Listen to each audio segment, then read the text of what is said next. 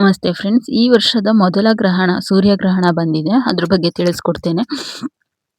ಈ ವರ್ಷ 17ನೇ ತಾರೀಕು ಫೆಬ್ರವರಿ 2026 ಮಂಗಳವಾರ ಅಮಾವಾಸ್ಯೆಯಂದು ಸೂರ್ಯಗ್ರಹಣ ಬಂದಿದೆ. ಇದು ಪಾಲ್ಗುಣ ಅಮಾವಾಸ್ಯೆ ಎಂದು ವರ್ಷದ ಮೊದಲ ಅಮಾವಾಸ್ಯೆ, ಮೊದಲ ಸೂರ್ಯಗ್ರಹಣ ಸಂಭವಿಸುತ್ತಿದೆ. ಇಂದು ಸಂಜೆ 5:26ಕ್ಕೆ ಪ್ರಾರಂಭವಾಗಿ 7:57ಕ್ಕೆ ಕೊನೆಗೊಳ್ಳುತ್ತದೆ. ವಿಧಿ: ಇದು ವಲಯಾಕಾರ.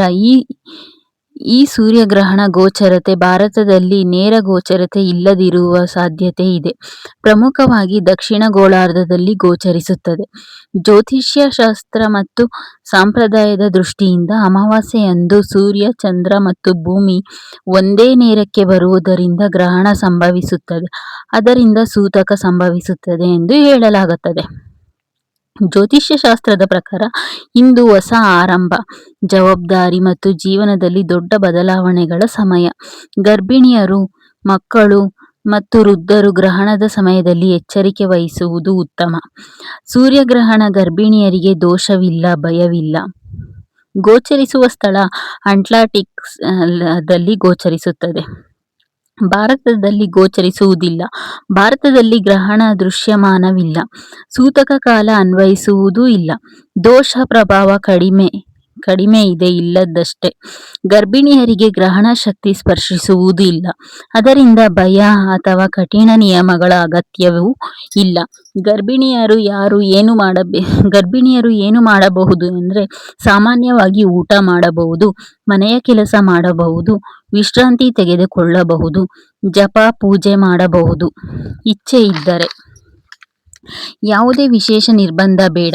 ಇಚ್ಛೆ ಇದ್ದರೆ ಮಾಡುವ ಶ್ರೇಯಸ್ಕರ ಕ್ರಮಗಳು: ಗಾಯತ್ರಿ ಮಂತ್ರ ಜಪ ಮಾಡಬಹುದು, ದೀಪ ಹಚ್ಚುವುದು, ಇಷ್ಟದೇವ ಸ್ಮರಣೆ, ಮನಸ್ಸಿಗೆ ಶಾಂತಿ ಕಾಪಾಡಿಕೊಳ್ಳುವುದು. ಜ್ಯೋತಿಷ್ಯ ತೀರ್ಮಾನ: ಈ ಸೂರ್ಯಗ್ರಹಣದಿಂದ ಗರ್ಭಿಣಿಯರಿಗೆ ದೋಷವಿಲ್ಲ, ಭಯವಿಲ್ಲ, ಭಕ್ತಿ ಮತ್ತು ಶಾಂತಿ ಸಾಕು ಎನ್ನುವುದು ಜ್ಯೋತಿಷ್ಯ ಶಾಸ್ತ್ರದಲ್ಲಿ ಹೇಳುತ್ತೆ. ಈ ಸೂರ್ಯಗ್ರಹಣ ಅಟ್ಲಾಂಟಿಕ್ ಸಾಗರ ಆ ಕಡೆ ಬಂದಿರೋದ್ರಿಂದ ಗರ್ಭಿಣಿಯವರಿಗೆ ಯಾವುದೇ ತರಹದ ತೊಂದರೆಗಳು ಇಲ್ಲ.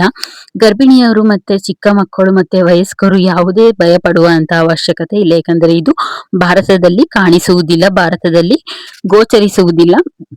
ಆದರೆ ನೀವು ಸ್ವಲ್ಪ ಎಚ್ಚರದಿಂದ ಇರೋದು ಒಳ್ಳೆಯದು. ಟೈಮಿಂಗ್ಸ್ ಹೇಳಿದ್ದೀನಲ್ವಾ, ಸಂಜೆ 5:00 ಸ್ಟಾರ್ಟ್ ಆಗತ್ತೆ. 5:27 ಸ್ಟಾರ್ಟ್ ಆಗಿ ಮುಗಿಯೋದು 7:47ಕ್ಕೆ ಮುಗಿಯುತ್ತದೆ. ಈ ಸಮಯದಲ್ಲಿ ಗರ್ಭಿಣಿಯವರು ಏನ್ ಮಾಡ್ಬೋದು ಅಂತ ಅಂದ್ರೆ, ಅದೇ ಗಾಯತ್ರಿ ಮಂತ್ರವನ್ನ ಹೇಳ್ಬೋದು, ಮತ್ತೆ ದೇವರ ಮುಂದೆ, ಇಷ್ಟ ದೇವರ ಮುಂದೆ ಸ್ಮರಣೆ ಮಾಡಿ ಮನಸ್ಸಿಗೆ ಶಾಂತಿಯನ್ನ ಕಾಪಾಡ್ಕೊಳ್ಬಹುದು. ಇದೇ ತರದ ವಿಷಯಗಳನ್ನ ನಾನು ನಿಮಗೆ ತಿಳಿಸ್ತಾ ಹೋಗ್ತೇನೆ. ನನ್ನ ವಿಡಿಯೋಗಳು ನಿಮಗೆ ಇಷ್ಟವಾದಲ್ಲಿ ದಯವಿಟ್ಟು ನನ್ನ ಚಾನಲ್ನ ಲೈಕ್ ಮಾಡಿ, ಸಬ್ಸ್ಕ್ರೈಬ್ ಮಾಡಿ, ಸಪೋರ್ಟ್ ಮಾಡಿ. ಇದೇ ತರದ ಮುಂದಿನ ವಿಡಿಯೋದಲ್ಲಿ ನಾನು ಸಿಗ್ತೀನಿ. ನಿಮಗೆ ಒಳ್ಳೊಳ್ಳೆ ಕಂಟೆಂಟ್ಗಳನ್ನು ನಾನು ತಿಳಿಸ್ಕೊಡ್ತಾ ಹೋಗ್ತೇನೆ. ಪ್ಲೀಸ್ ನನ್ನ ವಿಡಿಯೋಗಳು ನಿಮಗೆ ಇಷ್ಟ ಆದಲ್ಲಿ ಪ್ಲೀಸ್ ನನ್ನ ವಿಡಿಯೋಗಳಿಗೆ ಸಪೋರ್ಟ್ ಮಾಡಿ. ನಿಮ್ಮ ಸಪೋರ್ಟ್ ಮಾಡಿದ್ರೆ ನಾನು ಇನ್ನು ಮುಂದೆ ಒಳ್ಳೊಳ್ಳೆ ವಿಡಿಯೋಗಳು ಮಾಡೋದಕ್ಕೆ ನನಗೆ ತುಂಬಾ ಪ್ರೋತ್ಸಾಹ ಸಿಗುತ್ತೆ ಅಂತ ಹೇಳ್ತಾ ಇದ್ದೇನೆ. ಧನ್ಯವಾದಗಳು. ಎಲ್ಲರಿಗೂ ಶುಭ ದಿನ.